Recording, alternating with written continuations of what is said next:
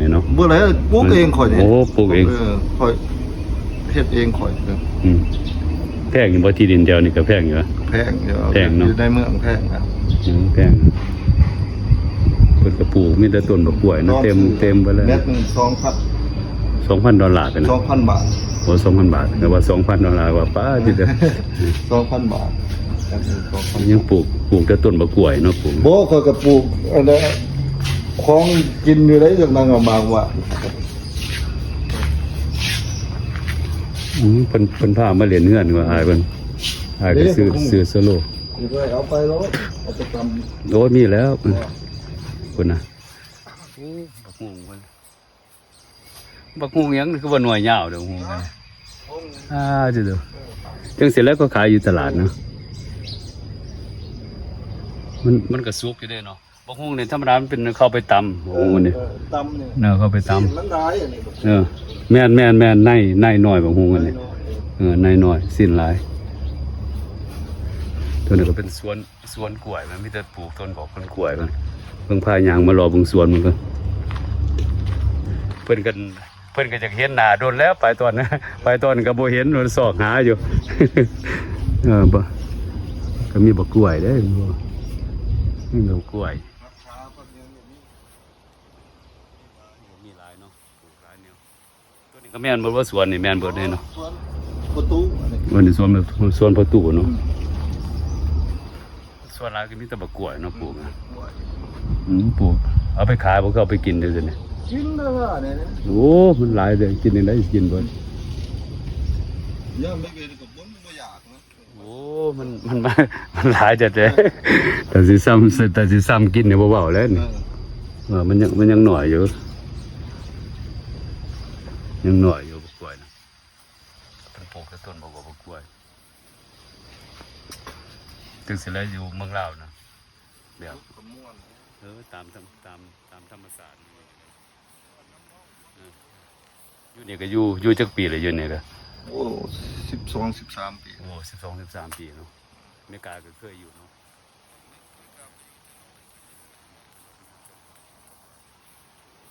แต่ปี81แม่นบ่ แม่น่ะ โอ้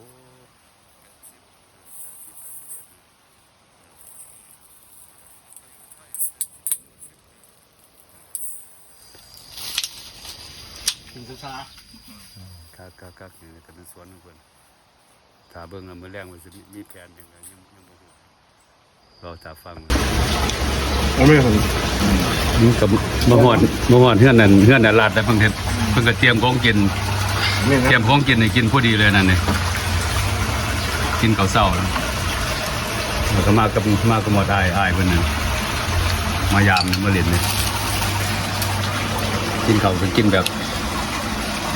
อาหารลาวแหละ ของแท้ มีกันซุปยังก็ซุปหน่อไม้เนี่ยเนาะแล้วมีซุปหน่อไม้กับ น้ำมันหน่อไม้ หมกหน่อไม้ อันนี้ป่นป่า ปน มักแข้งข้า กินแบบอาหารลาวละอาหารธรรมชาติเนี่ยกินเล็กๆน้อยๆบ่ซักก็มาให้เพิ่นเฮ็ด YouTube ให้มันแล้วใช่บ่ เจ้านี่ปาดก็ได้ ก็เปลี่ยนซิมเป็นหยังแล้วมันก็ตั้งมายามเลยนะบ่เห็นอะไรบ่เห็นตัวจริงเป็นจังได๋รออยู่วะได้มาอีกแล้วไม่ได้ได้มาเห็นเพิ่นอยู่วะได้เคยมาเห็นอยู่วะ ว่าเห็นทองเรือแล้ว โอ้2เดือนแล้วโอ้มาเห็น2เดือนเนาะ ยับเอาสิใกล้ๆ ก็แบบยังรอคือเก่าด้วยเนาะ โอ้เห็นรอ มาตอนนั้นยังรอคือเก่าอ่ะนั่นสั่นแล้วคนรอมั้ง ควร เกิดมารอจริงสิแล้ว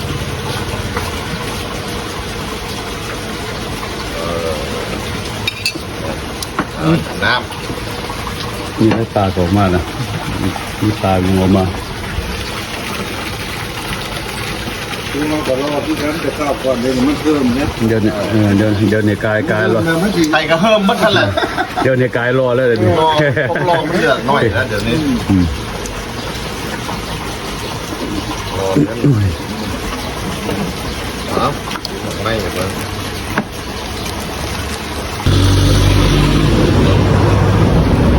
เอามาตลาดนะตลาด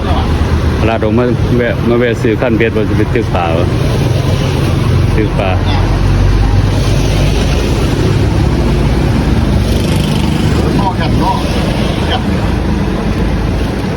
ซื้อคันเบ็ดไปตึกปลา คือมันวันนี้กันละ200,000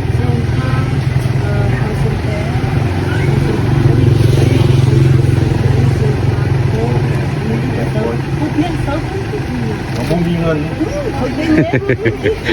ใหญ่แล้วล่ะผมมีเงินผมมีเขาเงินพอเขามีนะ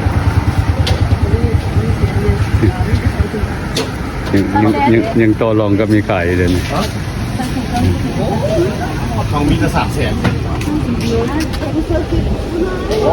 อยู่เดี๋ยวก็อยู่แถว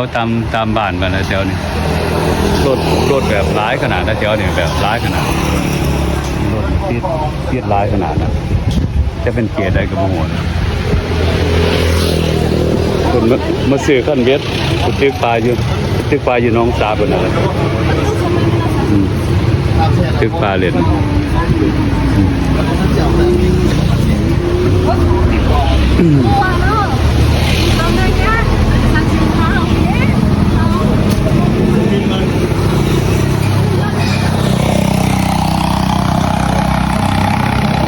รถร้ายขนาด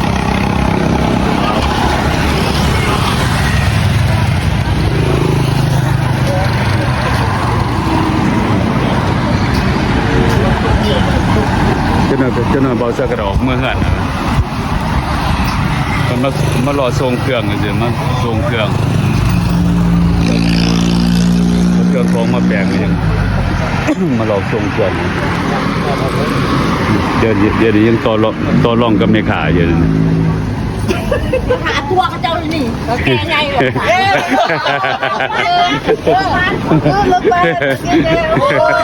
เห็นบอกก็จับจับจุดได้เลยเนี่ย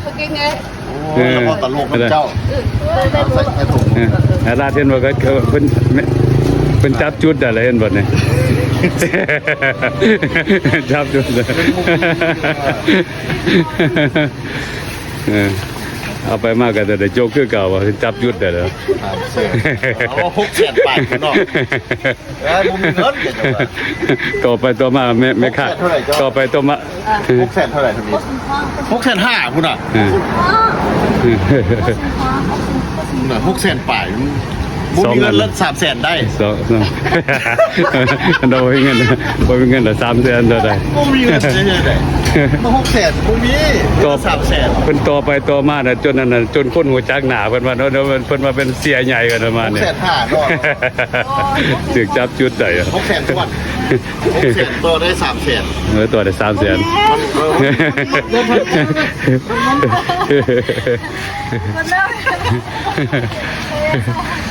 มันเราได้เงินแล้ว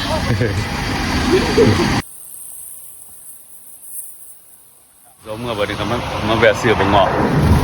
มาแวะซื้อบังไม้เนาะซื้อบังไม้คนไหนอาลาดเกินอาลาดกับหูเป่านั่น ดี มันกับหูเป่าหู ไม่มักเงาะแซ่บเด้อ โลละ30 โอ้30,000กีบ โล30,000 กีบ ดอน50ประมาณ มันก็จุดดอน50 อันนี้เพิ่นว่ามันมักเงาะอยู่ลาวเฮาตอนน้อยเงาะอยู่ลาวเฮาเองเด้อ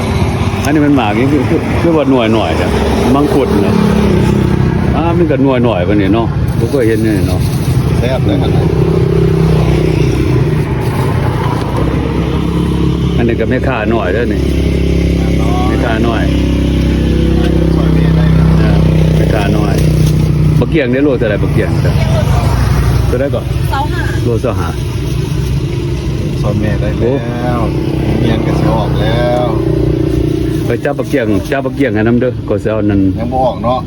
เอาบักเกียงโลนึง เมียนยังบ่ออกเรา ก็ประมาณ น้อยพอกันนี้เพิ่นม2มาคนม5 กับบักงอโลนึง จบเริ่มหมดเจ็บก็สิเข้าออกก็ได้ จบแค่นี้แหละ หลายออกมาซอย มหาเนี่ยอายุจักปีกว่ามหานี่ ปีนี้เขา15 โอ้15ปีมหาก็15เนาะ ม6กับ16 ม6กับ16ก็แม่นว่าคือไรจังซั่น ม บ่ 8กับ18 ม8กับ18มันก็แม่นแท้บ่คือสิเว้าคือเว้าเล่นนะมันแม่นแท้บ่คงบ่ได้ฮู้ได้ อยู่ไปซั่น แล้วม9กับ19มันบ่ ฮะ มีบ่ฮอดแต่มอเจ็ด ม7กับ17ปีแม่นบ่โอ้มันก็แม่นเนาะบ่ได้ฮู้ได้นะ โอ้ยรถ อืม ครับ เอามาเบิ่งกดก็ลดลงเลย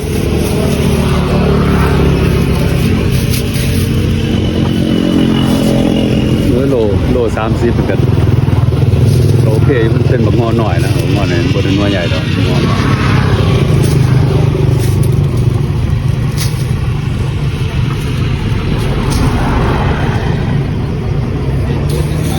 กันที่มาแกโปนั่นอยู่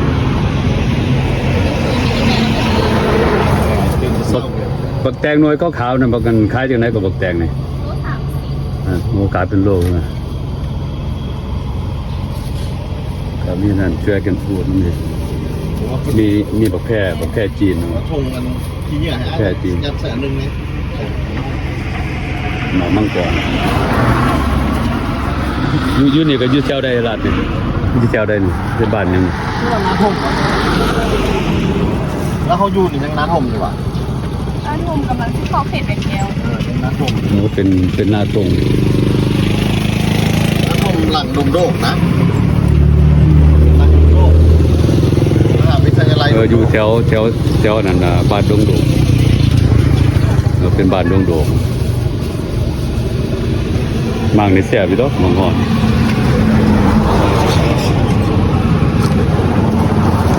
เดี๋ยวซื้อไปกินบ่คือซื้อไปขายนี่เบิ่งทุงนี่ 3 โล เบิ่งนี่ ซื้อให้ตุลี6 โล แม่นแท้วะ ตุลีมา ที่สุด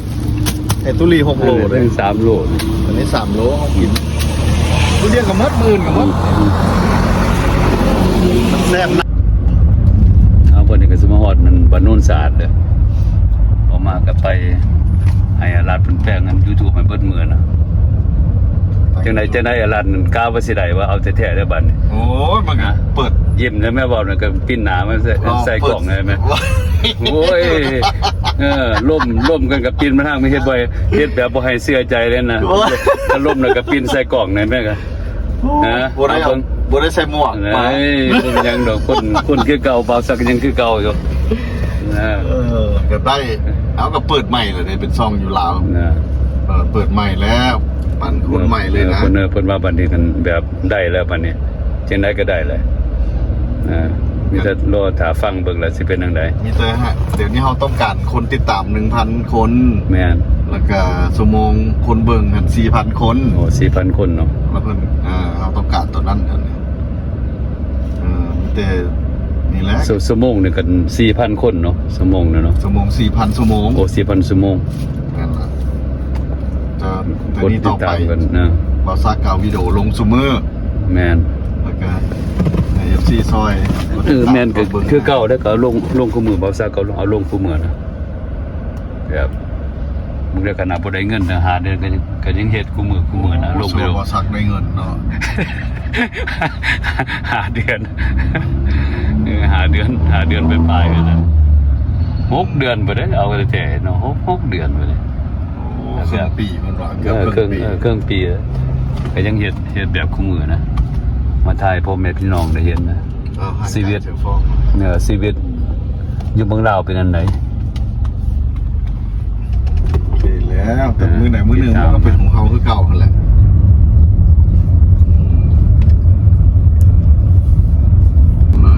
เมื่อคืนค่อยสิเอาน้ำเบอร์ใส่ให้